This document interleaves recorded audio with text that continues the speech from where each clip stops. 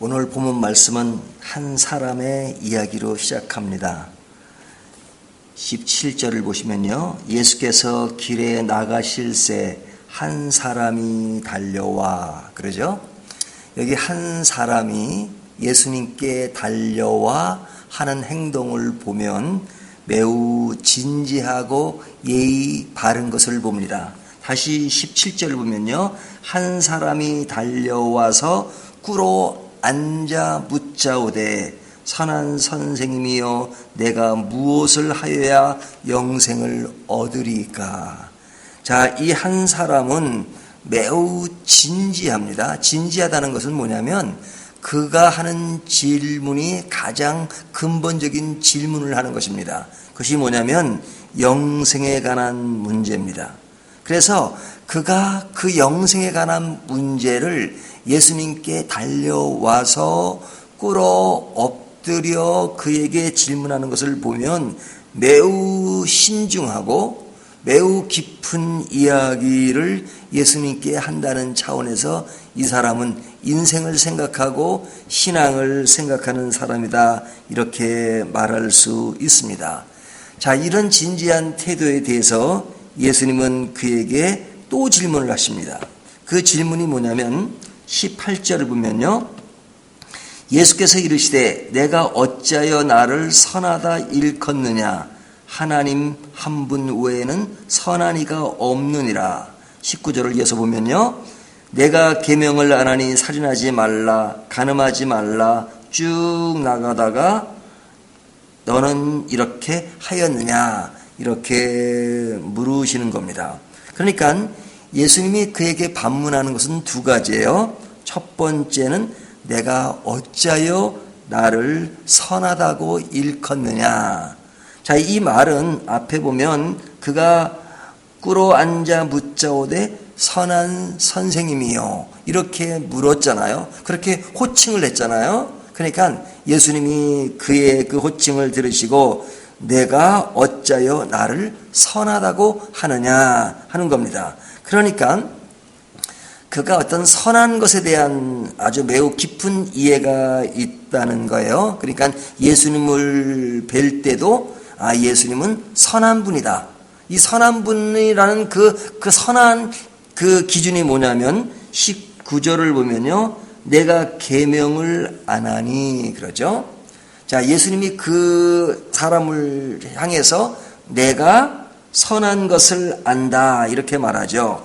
그러니까 그가 이 선한 것을 말하는 것은 계명을 안다는 거예요. 계명을 안 하니 그러죠. 그래서 계명에 대한 목록들을 쭉 이야기하시잖아요. 내가 계명을 안 하니 살인하지 말라, 간음하지 말라 등등등등 이야기를 합니다.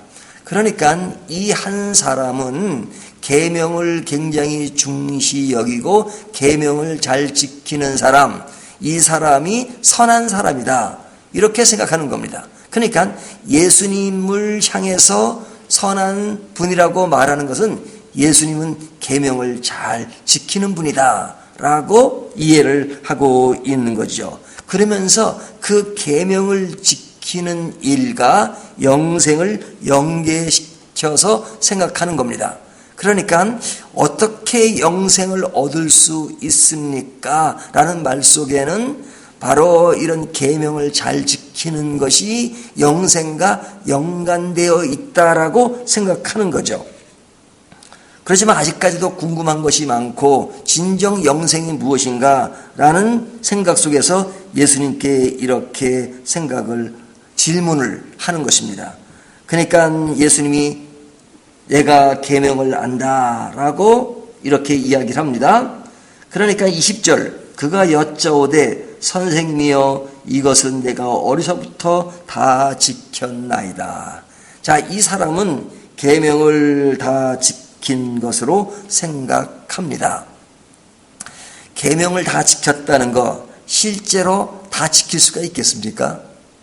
하지만 그는 계명 속에 살고 율법 속에 살면서 그것을 다 지킬 만큼 깨끗하게 청렴하게가 아니라 정말로 그런 인생의 깊은 것을 생각하며 살았다는 것을 생각한 사람이죠.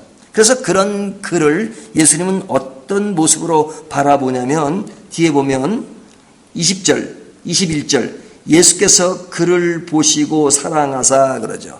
그를 보시고 사랑하사 그렇게 생각하시면서 해답의 길을 알려주십니다.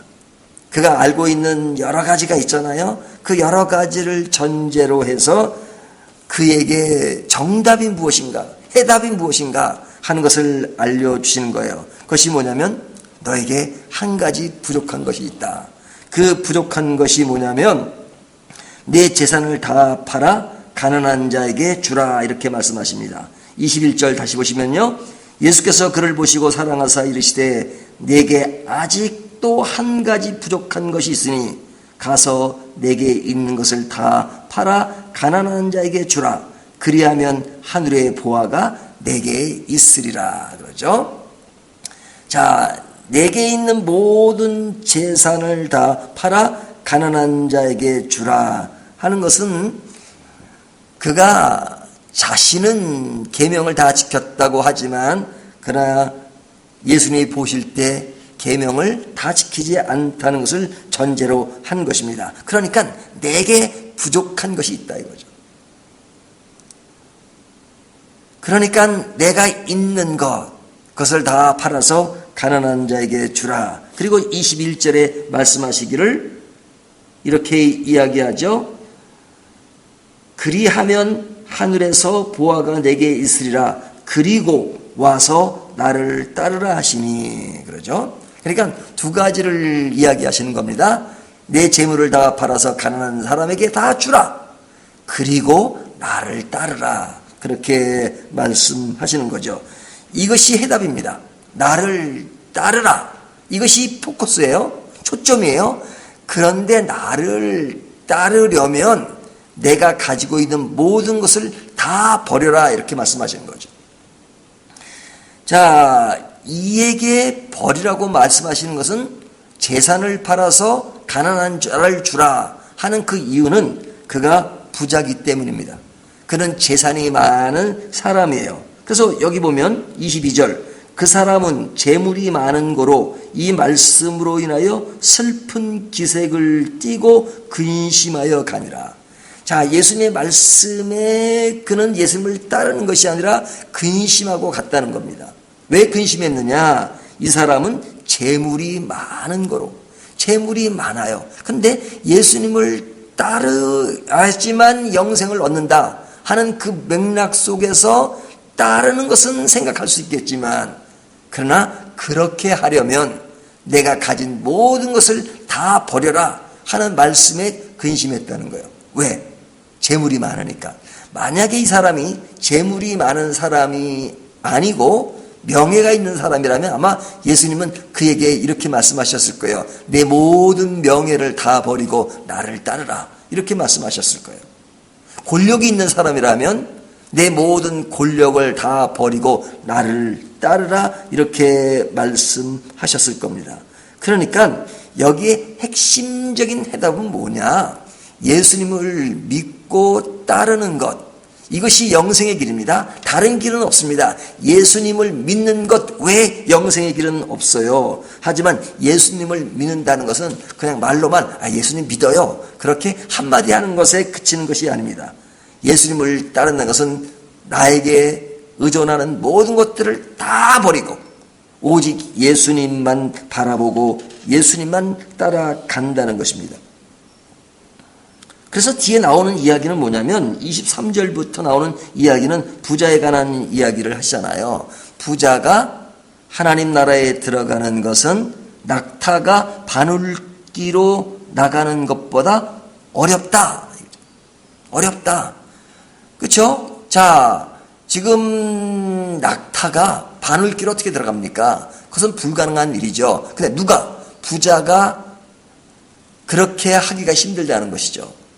그런데 이것이 인간적으로나 현실적으로는 힘든 일이지만 그러나 하나님으로는 그렇지 아니하니 하나님으로서는 다 하실 수 있느니라 이렇게 말씀하시잖아요. 그러니까 구원이라고 하는 것은, 영생이라고 하는 것은 인간의 힘으로 할 수 있는 것이 아니라 하나님의 능력으로 하나님이 해 주실 때만 가능하다는 거예요.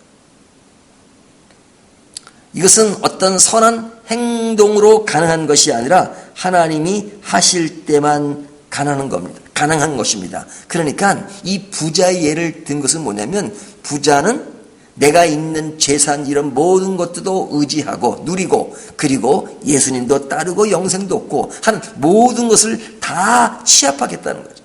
이것도 좋고 저것도 좋고 이것도 가지고 저것도 갖겠다는 그 마음을 가지고 영생에 관한 가장 근본적인 문제를 생각하는 것은 중요하지만 내 것을 취하면서 영생도 얻겠다 하는 그런 태도에 대해서 예수님은 예수님을 믿고 따르는 길, 영생의 길이라고 하는 것은 이것도 갖고 저것도 갖고가 아니라 오직 예수님만 바라보면서 너의 모든 것을 다 버려라 이렇게 말씀하시는 겁니다. 그러니까 이것은 오늘날 우리들이 예수님을 믿고 구원을 얻은 우리 성도들이 뭐 직장도 다니지 말고 학교도 다니지 말고 모든 것을 다 하지 않고 오직 뭐 교회 생활만 하라 이런 얘기가 아닙니다. 구원의 근본적인 문제를 말씀하시는 거예요. 근본적인 문제는 예수 그리스도 안에서, 그 믿는 믿음 안에서 모든 것이 포함된 것입니다. 예수님을 믿는 전적으로 예수님이 나의 인생의 주인이시고 하나님을 통해서 살아가는 이 모든 것들이 중심이 되고 그 안에서 내 모든 삶의 태도가 주어지는 것이죠. 그러니까 주인이 하나님이신 거예요. 그리고 나의 모든 것은 그 주인 안에서 이루어지는 것이다 이거죠. 하지만 두 주인을 섬기는 것처럼 하나님처럼 재물과 명예와 내 인생의 모든 것들을 똑같은 선상 위에서 영생도 얻어야 되고 또 내 인생의 주인의 또 다른 역할을 또 해야 된다고 생각한다면 그것은 영생을 오해한 것이다 이렇게 말씀한 것이죠.